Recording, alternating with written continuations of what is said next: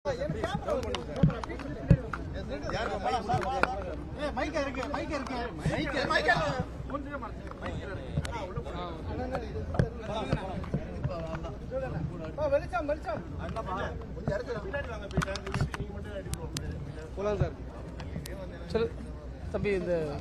இந்த நிகழ்ச்சி வந்து நம்முடைய அண்ணன் கூறியது போன்று சிறுபான்மை கல்வி நிறுவனங்கள் அவர்கள்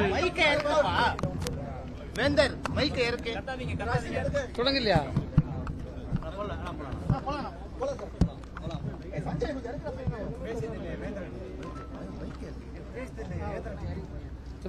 அதாவது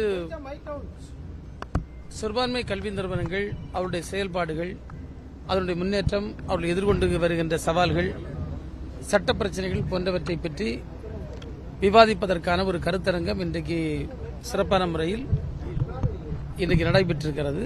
அதில் நாங்கள் கலந்து கொண்டோம். நல்ல தகவல்கள் இங்கு பேசப்பட்டது. அவர் ஒரு சில கோரிக்கைகளை நம்முடைய மாண்புமிகு உயர்கல்வித்துறை அமைச்சரிடத்தில் வைத்திருக்கின்றார்கள். அதேபோன்று மூத்த வழக்கறிஞர் வில்சன் அவர்கள் வந்து இந்த தேசிய அளவில் சிறுபான்மை மக்களுக்கு இருக்கக்கூடிய உரிமைகள் பற்றியும் சவால்கள் பற்றியும் சில கருத்துக்களை பேசினார்கள். ஒரு பயனுள்ள கருத்தரங்காக இன்றைக்கு அந்த கருத்தரங்கு ஒன் அக்கார்டு என்கின்ற அமைப்பின் மூலமாக சிறப்பாக நடைபெற்றது. இன்னைக்கு சாதிய ஏற்றத்தாழ்வு இருந்து கொண்டுதான் இருக்கிறது. பள்ளிகள்ல அதிகமா இருக்கு, கல்லூரிகள் அதிகமா இருக்கு. ஆனா ஈக்குவாலிட்டி பேசிட்டு தான் இருக்கோம். ஆனா அது ஒழிக்க முடியும். தம்பி, அதை முறியடிப்பதற்கு தான் எவ்வளவோ முயற்சிகள் நம்ம எடுத்துட்டு இருக்கோம். நீங்க பார்த்தால் நன்றாக தெரியும், தமிழ்நாடு அரசினுடைய அத்தனை திட்டங்களும் எந்த சமயம் சார்ந்தோ எந்த ஜாதி சார்ந்தோ இல்லாமல் நம்முடைய மாண்பு முதல்வர் திரும்ப திரும்ப பேசுகின்ற அனைத்து சமூகங்களையும், அனைத்து சமயங்களையும், அனைத்து தரப்பு மக்களையும் உள்ளடக்கியதாக இருக்கிறது. எனவே இன்றைக்கு சமூக நீதி என்ற படிக்கட்டில் தமிழ்நாடு மிக வேகமாக உயர்ந்து வருகிறது என்பதற்கு பல காரணிகளை நாம் எடுத்துக்காட்டாக கூற முடியும். பெண்களுக்கு இருக்கக்கூடிய சமத்துவ நிலை, பெண்கள் உயர்கல்வியில் சாதித்துக் கொண்டிருக்கக்கூடிய நிலை, இன்னும் பல சமூகங்களும் இன்றைக்கு கல்வி போன்றவற்றில் அவர்கள் பெற்றிருக்கக்கூடிய வாய்ப்புகள், யாருக்கும் கல்வியோ எதுவும் மறக்கப்பட்ட நிலை இல்லாத நிலை தமிழ்நாட்டில் உருவாகியிருக்கிறது. இது நம்ம ஒரு முன்னேற்றமாக பார்க்கணும். ஆனால் இன்னும் சவால்கள் இருக்கிறது.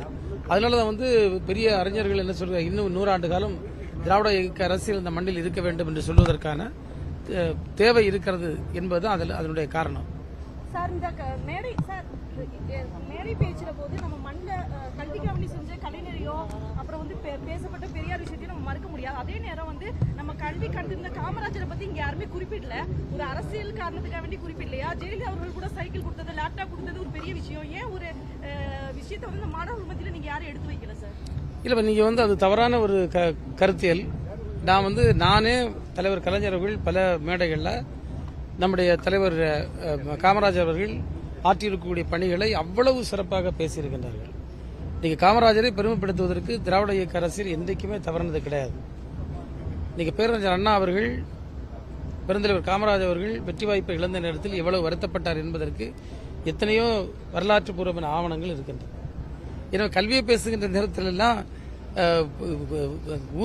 கல்விக்கூடங்கள் இல்லாத ஊர்கள் இல்லை என்கின்ற நிலையை பள்ளி கல்வியின் மூலமாக ஏற்படுத்தியவர் நம்முடைய பெருந்தலைவர் காமராஜர் என்றும், உயர்கல்விக்கான வழியை திறந்து உயர்கல்வியை இந்த அளவுக்கு தூக்கி பிடித்தவர் தலைவர் கலைஞர் என்றும் தான் எல்லோரும் நாங்கள் பேசுகிறோம். எனவே காமராஜரை புறக்கணித்து பேசுகின்ற என்கின்ற கருத்து வந்து ஏற்றுக்கொள்ள முடியாத கருத்து. அப்படி யாருமே பேசல. போதும். ஒரு கருத்து தெரிவிச்சிருக்கீங்க. அதே மேடையில வந்து அந்த காலம் மாறிடுச்சு, வெள்ளையர்கள் கருப்பர்கள் இருந்த காலம் வந்து மாறி அந்த ஒரு தமிழ்நாட்டில் வாழ்ந்துட்டு இருக்காங்க அப்படின்ட்டு அமைச்சர் பொன்முடி அவர்கள் தெரிவிச்சிருக்காரு. இரு வேறுபட்ட கருத்தை பார்க்க முடிஞ்சது தம்பி. இதில் இது வேறுபட்ட கருத்து அல்ல. அதாவது என்னுடைய கருத்து என்பது உலகம் முழுவதும் நான் பல்வேறு இடங்களில் பார்த்தேன்னா இன அடிப்படையில், போரின் அடிப்படையில் எல்லாம் பல்வேறு வன்முறைகளும் அடக்குமுறைகளும் நடைபெற்றது.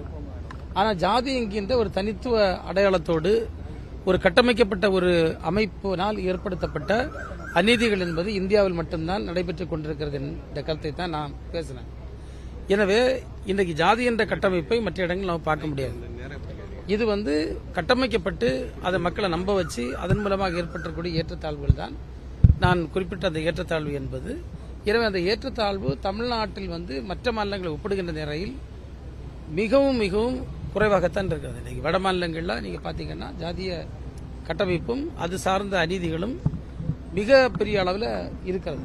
தமிழ்நாட்டில் அது இன்றைக்கு அடித்து உடைக்கப்பட்டிருக்கிறது சொன்னால் அது திராவிட இயக்க அரசியல் தான் காரணம் என்பதுதான் எங்களுடைய கருத்து.